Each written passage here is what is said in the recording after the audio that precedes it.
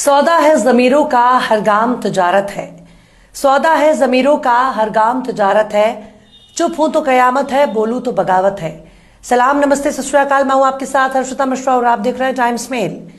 इस वक्त पूरी दुनिया में फलस्तीन और गजा की चर्चा हो रही है।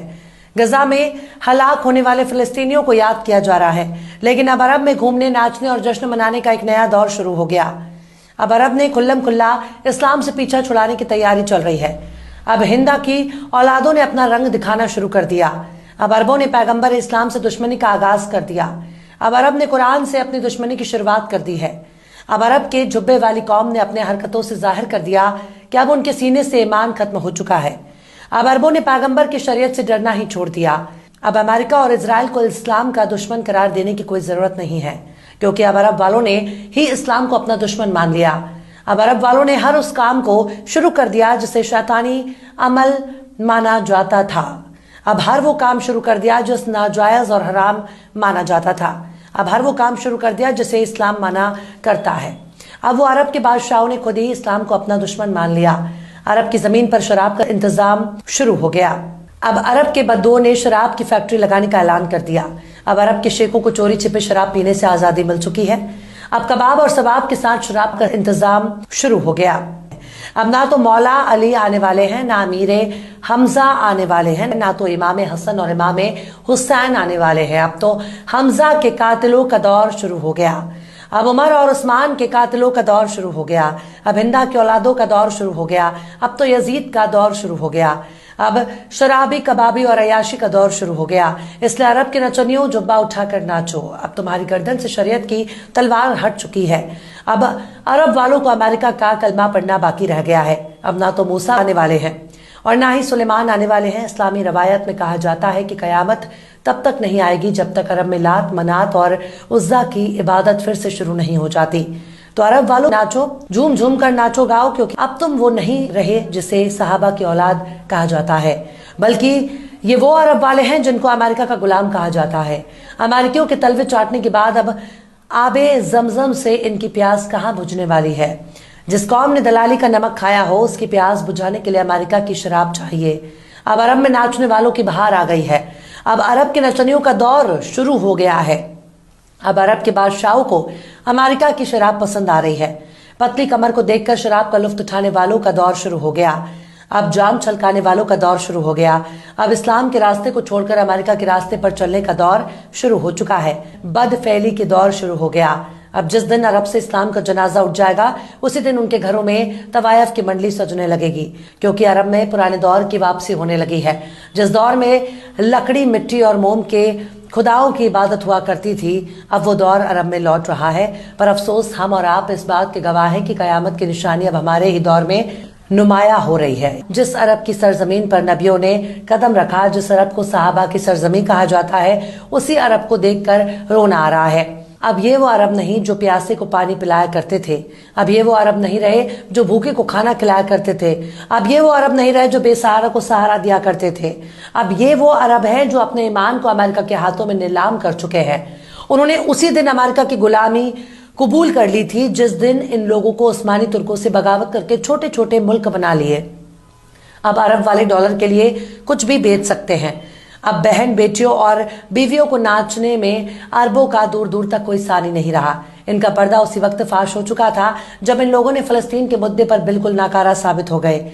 एक तरफ गजा पर इजराइल बमबारी कर रहा था, तो वहीं दूसरी तरफ सऊदी अरब में रियाद फेस्टिवल मनाए रहे थे। एक तरफ रोते बिलखते बच्चे नजर आ रहे थे, तो वहीं दूसरी तरफ नाचते, गाते और झूमते अरब नजर आ रहे थे। ये वो अरब है जो कब का पैगंबर की शरीयत को लात मार चुके हैं।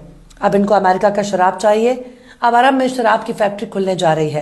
अब अरब के चेहरे से इस्लाम का लिबादा हट चुका है। अरब के बहरूपियों के चेहरे से इस्लाम का नकाब हट गया और पता चल गया कि इनकी रगों में किसका खून बह रहा है। अरब की सरजमीन पर अब तक चोरी छिपे ही शराब पीने वाले पाए जाते थे, लेकिन जो मजा अमेरिका की यारी में है वो इस्लाम में कहा। दुबई जैसे अमीर तरीन शहरों में शराब की शुरुआत काफी पहले से हो चुकी है, लेकिन अब इजराइल के करीबी यार यूनाइटेड अरब अमीरात ने शराब की फैक्ट्री लगाने का लाइसेंस अमेरिकी कंपनी के हाथों में थमा दिया। इसी के साथ ही जो बचा कुचा थोड़ा बहुत ईमान नजर आ रहा था, अब उसे भी अमेरिका के हाथ में थमा दिया गया। यूनाइटेड अरब अमीरात यानी यूएई ने अब शराब बनाने के लिए एक कमर्शियल कंपनी को इजाजत दे दी है। दिसंबर में ही राजधानी अबू ज़ैबी में शराब बनानी शुरू हो जाएगी। खाड़ी देश में ऐसा पहली बार हो रहा है कि जब किसी कंपनी को देश के अंदर शराब बनाने की इजाजत दी जा रही है। इस बात की चर्चा इसलिए ज्यादा हो रही है क्योंकि अरब मुसलमानों का गढ़ माना जाता है और इस्लाम में शराब को हराम माना जाता है। ऐसे में यूएई एक इस्लामिक देश होकर शराब की इजाजत कैसे दे सकता है? यूएई खाड़ी के प्रमुख इस्लामिक देशों में से एक है। यूएई में पहली बियर फैक्ट्री इसी महीने खुलने जा रही है। एक अमेरिकी company craft boy side hustle इसे शुरू करेगी। 2 साल पहले यूएई के department of culture and tourism ने बियर फैक्ट्री के लिए लाइसेंस जारी करने का फैसला किया। अरब जगत के मशहूर अखबार खलीज टाइम्स के मुताबिक यूएई इस्लामिक देश है और यहाँ कानून काफी सख्त है।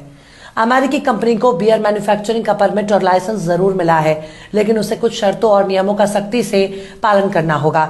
अमेरिकी कंपनी फैक्ट्री अल्मारा आइलैंड के गैलरिया में शुरू कर रही है। यह पहला मौका है जब यूएई में किसी अल्कोहल या बियर ब्रांड को ऑन साइट बियर सर्व करने की मंजूरी दी गई है। दरअसल साल 2021 में यूएई के department of culture and tourism ने एक सर्कुलर जारी किया था। इसमें कुछ गाइडलाइंस फॉलो करने की शर्त के साथ अल्कोहल ड्रिंक्स बनाने की मंजूरी दी गई थी और कहा गया था कि हमने कुछ शर्तों के साथ अल्कोहल ब्रांड बनाने की मंजूरी दी है। इसमें यह साफ किया गया था कि इसे लाइसेंस होल्डर सिर्फ तय जगह पर ही सर्व कर सकेंगे। इसमें भी उन्हें तय नियमों का सख्ती से पालन करना होगा। इसके लिए मैनुअल भी जारी किया गया है। इसके बाद अबू धाबी को लोकल एडमिनिस्ट्रेशन ने भी अलग से गाइडलाइंस जारी की थी। मतलब शराब बेचने की काफी छूट मिल गई है, वो भी बाकायदा नियमों और कानून में तब्दीली करके शराब परोसी जा रही है। वाकई अरब वालों ने साबित कर दिया है कि वो अपनी अय्याशी के लिए किसी भी हद तक गिर सकते हैं। अब इनके बेहयाई खुलकर सामने आ गई है। अब इनको लंदन और न्यूयॉर्क में जाकर शराब पीने की जरूरत नहीं है। अब अपने ही सरजमीन पर शराब का मजा लिया जा सकता है। तो अरब वालों ठोको ताली, तुम्हारे मन की मुराद पूरी हो गई है। वो मुराद जिस पर शरीयत ने हथौड़ा चला रखा है, वो मुराद जिस पर कुरान ने हंटर चला रखा था। अब तुमने इस्लाम ही छोड़ दिया, तो फिर ऐसी आजादी तुमको ही मुबारक हो। बहरहाल चलते चलते आखिर में आशिक अकबर आबादी ने भी क्या खूब फरमाया है।